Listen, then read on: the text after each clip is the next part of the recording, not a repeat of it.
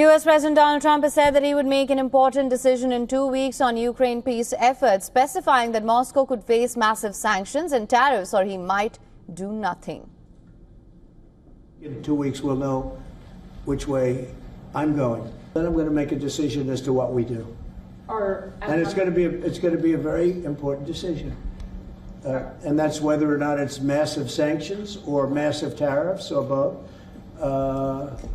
Or do we do nothing and say it's your fight? Trump told reporters in the Oval Office that he is not happy about a Russian strike that hit an American-owned factory in Ukraine. The U.S. president appeared tired of peace efforts and compared Russian President Putin and Ukraine's Vladimir Zelensky to oil and vinegar. We're going to see if Putin and Zelensky will be working together. You know, that's like oil and vinegar a little bit. They don't get along too well for obvious reasons, but we'll see. And then we'll see whether or not. Trump expressed frustration over the lack of progress in scheduling peace talks between Putin and Zelensky after Russian Foreign Minister Sergei Lavrov said no meeting is planned, while Zelensky accused Russia of trying to prolong the war further. However, Trump held up a photo that he said Putin had sent him after their landmark summit in Alaska a week ago. He also said that he may invite the Russian leader to the 2026 FIFA World Cup finals being held in the United States if there is progress on Ukraine.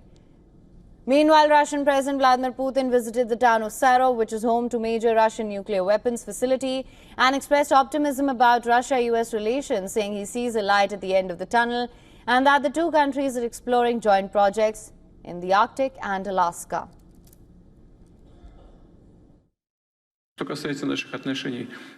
As for our relations with the United States, they are in the lowest level since World War II. I've said this many times, but with the arrival of President Trump, we are starting to see light in the end of the tunnel. And recently, we've had a very good and frank meeting in Alaska. The contacts continue on the ministerial and officials and business level.